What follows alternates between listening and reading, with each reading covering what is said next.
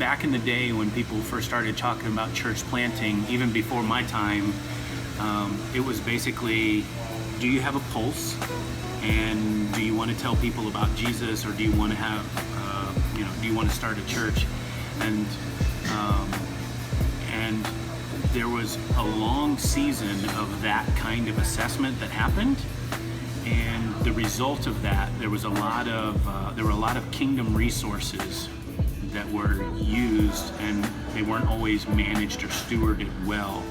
And there were a lot of people that planted churches that were ineffective, or church planters, families were destroyed, just things didn't go well. And so after that, people started asking questions. Is there a better way for us to get to know whether a church planter is really called to this? Are they the right person? Do they have a healthy marriage? Do they have a healthy doctrine? Are they able to start and lead things? And they started asking questions, and a lot of different organizations came along and started researching what are the factors that go into it.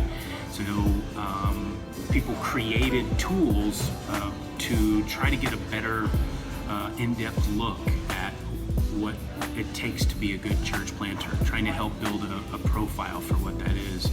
So you have guys like Ridley who, paved the way for some of those behavioral and character type assessments. But along the way, it's as technology has changed and we've learned more about people, the means or the ways or the methodologies of doing assessments has really changed and gotten really, really good. Some of the best and greatest assessment tools are just now coming out across the country. So you have organizations like Multiply, you have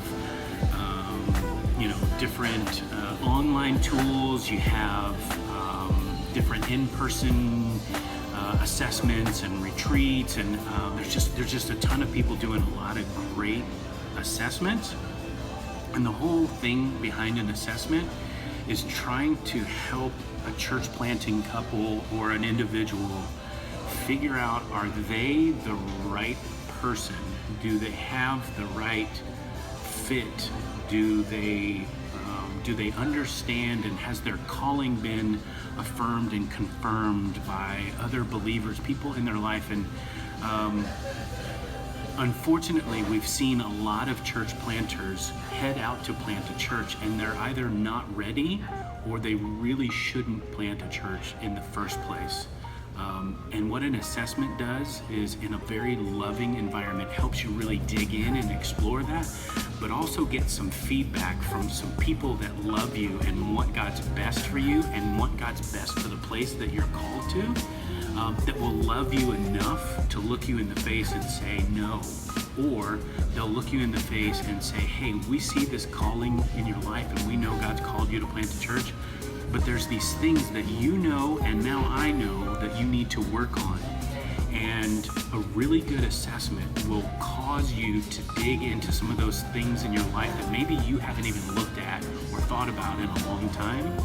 And a good assessment should bring some of that stuff up, and then the result of that should be some sort of development plan, where if there are things that you need to get right in your heart, in your life, in your doctrine, that there should be some sort of a growth plan or a development plan so that you are healthy and you're ready to make the biggest, most effective impact in the community that you're called to reach people with the gospel of Jesus Christ.